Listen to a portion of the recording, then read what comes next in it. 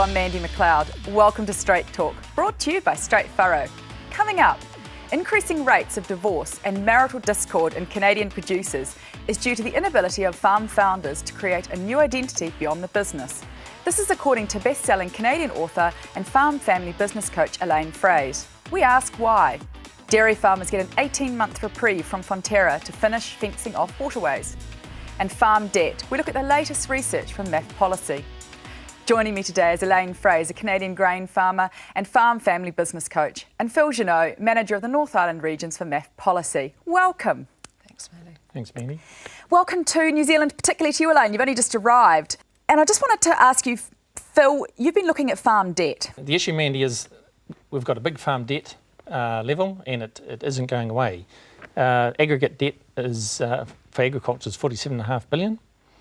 Last year, farmers paid off $1.3 billion, which is good stuff, but they also managed to borrow $900 million more. So the net effect was minor. The issue has tended to fade because incomes were up last year and it looks good for this year. But there's a significant proportion, 20% of farmers, have got a huge debt, and if the payouts drop, they will be in trouble. How do you think we're planning for this, or do you think we're planning for it at all? Well, I think people are much more aware of it, but in saying that, I'm not quite sure we're doing much planning around it either. Why do you think that is? Well, combination of factors. I guess the big one, as I mentioned, was incomes are up, and then the problem fades. And it's not really until incomes drop and you're under severe pressure that people start thinking about it. Elaine, how does this compare with Canada? Are farmers or producers there a lot more in tune with their debt, or because there's so much leased land in Canada, their level of indebtedness is not as high as potentially what it is here? It's very hard to generalize, Mandy. I work with Farm Debt Mediation Service as a mediator. And so what we find in mediation, the people who are coming into voluntary mediation to get their debts rearranged, a lot of it is sector specific. So you understand we've had BSE in Canada in 2003, and that's 8 years ago, but it's still having a huge impact on the recovery process for particularly beef producers. The hog sector is really hurting. Supply management doesn't seem to have debt issues, although their debt issue is different than what you're mentioning, because their debt issue is in terms of succession planning and getting finances for quota and things like that. So every sector has its own limitations and challenges, but in the grain industry, like in New Zealand, the same things happened in the last few years. The commodity prices have been quite great, and so people get sort of bolstered up and say, oh, I can go get this new tractor, I can do this. And the farm management specialists that I work with across the country, their key message is, guys, just look at your numbers and don't forget to pay attention to the numbers and really understand what those numbers are telling you. And there'll always be the 80-20 rule. 80% of the farmers are in a different scenario than the 20% that are managing really, really well and producing 80% of the crop for all of the country. So it's just very specific to what sector you're in and whether or not you're paying attention to the numbers. Phil, I'm guessing that our farm debt, like the dairy, holds the most. With PSA and the kiwi fruit becoming a lot more of an issue, not that it hasn't been, but we're really starting to see the impacts of it, especially in the growing season coming up. Do you think this is going to affect New Zealand economy potentially if we start to see a drop in the dairy prices? Going back a step, Mandy, dairy farmers own 66% of that $47.5 billion, so it is very much a dairy industry factor. If commodity prices drop, that in itself affects the economy. In terms of the impact on those highly indebted farmers, the impact's really on them, because at the end of the day, they may be forced to sell up. Someone comes in, buys the land. So the land and the cows, if you like, will still stay. Right. That's a fair point. It's the individual that takes the hit. Yes, yes, which is going to be quite stressful in itself. Now that leads me on, Elaine. One of the things that you have said, particularly in your book, and I think an article that you've written recently, is that you've got increasing rates of divorce and marital discord in Canadian farms, and you particularly talk about it being the first founders. Can you just talk a little bit about what's really causing that disharmony? What are the triggers and what's actually happening about it? Well, I think a lot of people, when the new daughter-in-law shows up on the farm, they get excited, right? Oh, what's this woman going to do to our farm? And what I'm finding in my coaching practice is I'm working with a 62-year-old farmer or a 70-year-old, and I'm looking at him and saying, look, your spouse has given you and the farm the 50 best years of her life. When is it her turn to get what she wants? And right away he's going like this, and she's going, yay, yay. And I'm saying, whoa, this is the issue, isn't it? And the issue is in coaching we always say you're not going to move towards something unless you have something exciting to move towards. So according to the research from Baker in Iowa, is 30% of farmers never retire. And I tease the farmers in Canada, no, you're not retiring. But you do need to reinvent yourself. Yes. So I use the term reinvention as a coach. And I say, what is your role going to be once you've passed on management and ownership or parts of ownership that you feel good about? And the role for him is very undefined, which is the huge problem because he doesn't know. And he hasn't worked on that. And the role thing for her is really a bigger problem because it's the impact on the marriage. She's really tired. She doesn't want the farm to be Grand Central Station anymore. And she's ready to move off the main yard. And in Canada, the farms, of course, are much bigger size and different geography and all that good stuff, and quite often it's the main yard where all the action is, and that's where the next generation needs to come to. And in other cases it isn't. The younger generation commutes, and it's all different depending on the situation. But back to divorce, is that a lot of women in their mid-60s or early 70s are saying enough. And I tease my audiences when I speak professionally to them. I say, it's because they've been watching too much Oprah. They've got permission to have the life they've always wanted. But I don't joke about it because if you have a strong foundation in the partnership or the marriage, then of course you're going to be paying attention to what really needs to be done. Before we go to the break, I just want to quickly touch on Fonterra chasing up the last 20% of its dairy farm supplies that haven't fenced off waterways. Phil, why do you think they've just suddenly decided to get tough? Combination of things, Mandy, but I guess the big thing is the societal pressure. The dirty dairying and all the rest that's been building in New Zealand for years. There's a lot of pressure on the industry, and I think Fonterra sort of grasped the nettle and said, guys, we've got to sort this out. Do you think they're a paper tiger in this, though? If the other companies aren't really getting their suppliers to do this, have they got the teeth to get into those 20%? Or should I be really hard and say they're probably the 20% they don't really want anyway? Well, who knows, Mandy? No, they're certainly not a paper tiger. I mean, the ultimate threat, I guess, is we just won't pick up your milk. But can they do that under the Constitution?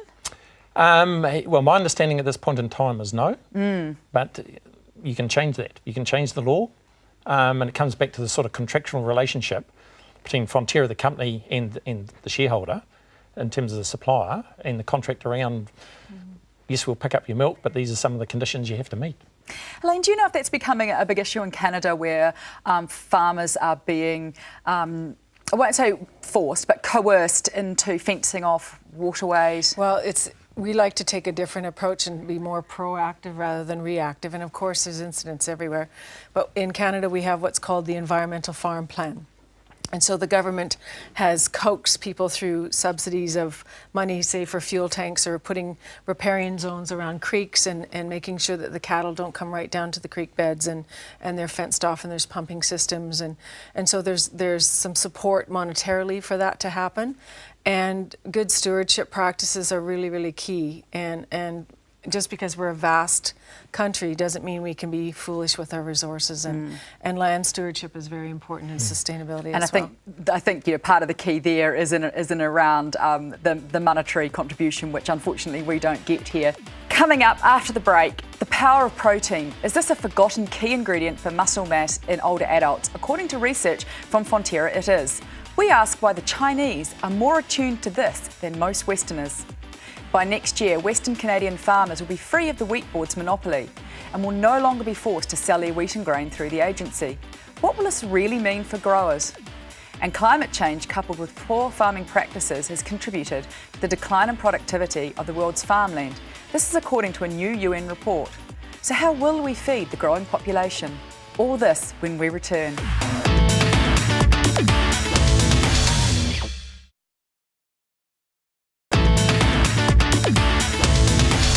Welcome back to Straight Talk, brought to you by Straight Furrow. Consumer research carried out by Fonterra reveals big international differences in the role of protein in the diet. Chinese consumers seemingly want more protein, whilst Germans, for example, aren't bothered. Phil, Why do you think it is that the Chinese are so much more conscious about protein for muscle mass, which we know we need more of as we age, than I guess Westerners? Well, Mandy, I can't say I'm an expert in this area, but I think there's a number of factors there. One, I mean, the Chinese civilization is a lot older than ours, and these are the sorts of things that I guess have developed over time. The other thing I'd say, though, is all things being equal, Westerners are not lacking protein in their diet. In fact, we've probably got too much. Whereas historically, well, certainly in the last 100 years, Chinese have been lacking in protein. And one of the big things we're seeing in terms of, say, New Zealand trade is that massive increase in effect, protein sales, milk and meat, into China. It's interesting because in the Fonterra research, what came out was it wasn't necessarily meat protein that had the highest value for ageing muscles. It was actually dairy protein. So I found that interesting with the Chinese diet, which is possibly less, like you said, protein loaded, that potentially they're more aware of the dairy protein. And I wondered why that was the case, or whether it is just, as you say, a growing civilization trend. Who knows? But I guess at the end of the day, the more Chinese that eat dairy products, drink milk, the better it is for New Zealand. So, as far as I'm concerned, go for it. Because I was wondering, and Elaine, I don't know what your comment is on this, whether as Westerners we're becoming a bit more reliant on pills and potions, going to a health food shop and being seduced into buying vitamins and minerals and protein shakes instead of actually getting it the good old-fashioned way through our diet. Well, I've done work with the Dairy Producers of Canada, and they definitely would not carry that message. And I think that in Canada, what we're seeing in terms of food trends and nutrition is people are wanting to know more where their food comes from and the story behind it, and grow local and all that kind of, the same like the signs I've seen here in New Zealand. But yes, you have to also remember the Zoomers, which are the energetic boomers. And so you have a huge population demographic of people who are living longer and are concerned about their health. And if they think they can do it with a soy milk-based protein shake and a dairy one or whatever, they'll try those things out. One of the things that I would get shot if I didn't do would be to say that we don't have soy milk in New Zealand. We have soy juice because milk comes from a lactating bovine or a lactating mammal, you see. So I would be shot if I didn't pull you. Welcome to the country. In Canada, that's what it's called. It has a different label, obviously, for different reasons. No, yes. That's good to know. Yes. But just a comment from me, Mandy, I'd agree. I think, people are popping vitamin pills and all the rest of it. And I think that's based on the fact that there's tremendous propaganda around it. And people are forgetting if you eat a balanced diet, all these pills and that are a complete waste of time and money. Coming back to Canada, Elaine, the Harper government, I believe, has just announced that August the 1st, 2012, is going to see the reversal of a monopoly in barley and wheat sales. This is going to end 7 decades of the wheat board in Canada. How are producers taking this news? It's, as in my husband's word, the most polarizing issue in the country. You're either really, really for it or really, really against it. And typically the ones that are for it are the farmers who've done their own marketing. And even on our own grain farm, we sow 27 to 30 quarters of grain, and only 3 of that would have been wheat. And that is because we didn't have the choice of how we would market it. But we also use our value-added product to make it into certified seed. Regardless, the bottom line is you'll always have the early adapting farmers who want to be aggressive and do value opportunity. And so now that wheat is going to be free for all in terms of marketing, they're thrilled because there's rumors of mills coming now and durum processing plants, which is all we've been, in the US or other places. So the marketing opportunities for that group of farmers is great. The ones that are really kicking up their heels are over here, and they're the ones who, well, how am I going to market my grain? I've never had to do it myself, and I just kind of drive to the elevator and take the bottom third of the market price and all that other good stuff. I'm sure the farmers here are no different. So it's because you actually have like a camel's hump. You have 2 very separate kinds of farmers. So the ones that are more early adaptive, early innovators, and their own self-marketers, they're just totally thankful at last it's been done. And the ones down here are going like, my life is over. So it's really polarized the country, and it's going to go through. And again, My husband, who does the marketing and manages that side of the business, he just thinks that probably it'll take 3 to 4 years for it to find its new equilibrium. We've seen this a lot, haven't we? We've seen the deregulation of the dairy industry, we've seen deregulation of the wool board, so potentially there's a lot of things that have to find the balance. Yes, I mean, just to echo Elaine's comments, we faced the same angst when we did it, 15, 20 years ago. Farmers got over it, and all things being equal, I'd say we're far better off as a result. Yes, that's right. It's deregulation, which most farmers are very in favour of. Yes. Yeah, except the older generation who are, have some genuine concerns about how they're going to do it because they haven't done it before. And fear of the unknown. That's right. Yes. That's Yes. right. Now, the UN has released yet another report looking at the ability of the world to feed its growing population. In this report, the UN estimates we will have to increase production by 70% by 2050. Phil, how are we going to achieve this, given that this will be the biggest demand in increased production since the Green Revolution? It's a complex issue, Mandy, and perhaps I could start this off by posing 2 rhetorical questions, if you like. The first one is, can we feed the world in 2050? Short answer is yes, we can. There's the resources there, the technology, the management systems. The second question is, will we feed the world in 2050? And I'd have to say probably not. Mainly, and again, there's a number of reasons, but the main one is the sort of socio-economic political situation in most countries. As an example, if you like, to pick on one, Zimbabwe. 10 years ago, a major food exporter feeding Southern Africa. You've got a dictatorship. They've ruined the agricultural sector, they've ruined the economy. Zimbabwe now has to import food. Coming back, talk about drop in productivity. Certainly, farming practices are part of that. The other big one, and there's been some research done around the world, has been the lack of R&D spend in agriculture over the last 15, 20 years. Lack of research and certainly lack of tech transfer. How are we going to change that? And I say that particularly in light of those 2 questions that you've asked, because in my humble opinion, they are the best questions that I've actually heard asked, Phil, especially that one about the will versus the can. Yes. Well, I'm not quite sure I've got the answer to that. I mean, if you look at the Western world, we've got food coming out our ears, mainly because we've sorted out our political system in a sense. And again, you could say, at this immediate point in time, is the world short of food? No, it's not. It's distribution. It's distribution. We've still got 1 billion people going hungry. And the other factor is the estimate, we lose about 30% of the food grown in the world between the farm paddock and the shop. Yes. Distribution systems, poor storage, all the rest of it. That's dead right. Well, there's certainly subject in there for another meaty discussion about how we can achieve what they call sustainable intensification. However, we've got to go to the break. Afterwards, we're going to ask Phil and Elaine what's got them fired up. Is it going to be a rant or will it be a rave? Join us after the break to find out.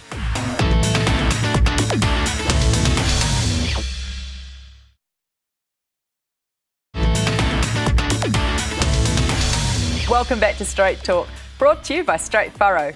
It's time now for our weekly rant and rave. Phil, what have you got? Well, I was thinking about this driving up, Mandy, and coming back to the issue of feeding the world. And I guess part of my, I'd have a concern that within the media that there's always the doom and gloom. We're going to starve and there's going to be civil strife and wars and all the rest of it. There's very little discussion around the things we need to solve it, which is a combination of good science, good economics, and good politics. What about good education? Well, yes, certainly that's part of it in terms of both farmer education, I guess, and the general populace. So it's a problem that, in a sense, could be solved. It's just there appears to be a lack of will to do so. Do you think that's because the countries that have got the ability to perhaps answer those questions don't have enough food pressure on themselves? Well, I'm not sure. If you look around the world, I mean, Africa could easily feed itself, could probably feed most of the world. Southern Russia, Ukraine, all that area, tremendous. They've got more potential there than North America. South America is starting to get their act together. Again, incredible potential for food production.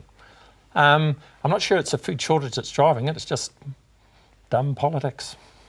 Dumb politics. I like that, Phil.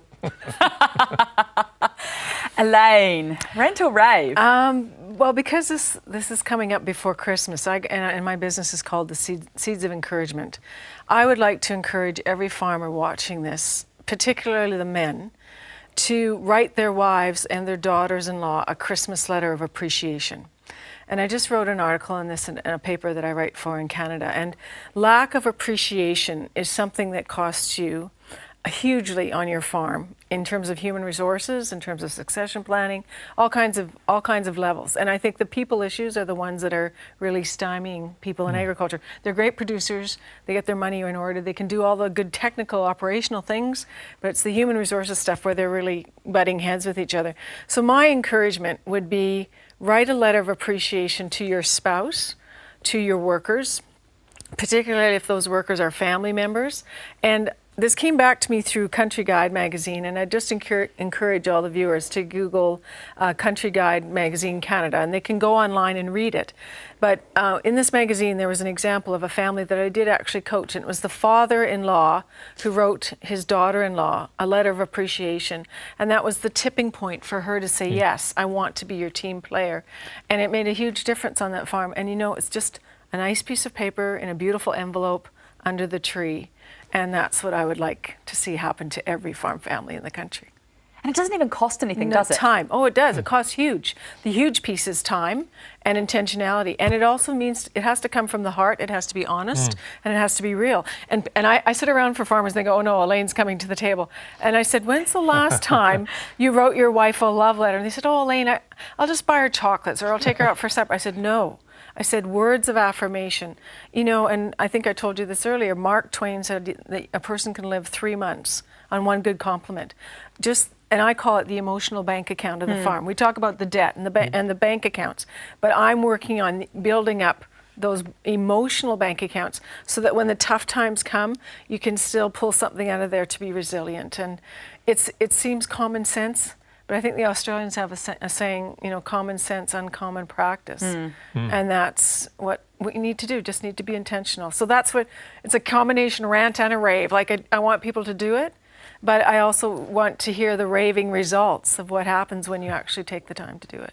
It reminds me of one of my favourite Jock cartoons where Jock is saying to his neighbour, I said good morning. What did she want? A conversation? Exactly. Or another particular one that from John Baker in America was just, why? I love my wife so much, I almost even told her. Yeah. Phil, can you see that idea going down well with our normally emotionally reticent New Zealand farmers? I'd have men? I'd have to say, well, yeah, most of them are men. I'd have to say, Mandy, I think most of them would struggle significantly, actually. It's a big emotional barrier to get over, yeah. Okay, say this, I love you. I love you. Now, how hard was that? Not hard at all. Everybody. Hey, we caught that on camera. Everybody. Just make sure my wife. Yeah, and my husband too. 3 easy words. Is there a marriage proposal forthcoming here? And I'm proud of you. And it's been a really hard year. And I know you've struggled, but things are going to be different. And let's carry on the best we can. It's amazing. I have men. I have the power actually to make men cry.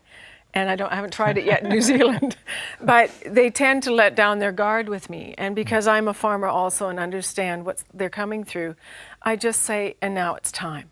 Yes. You can't just keep pushing this off anymore. The time is now.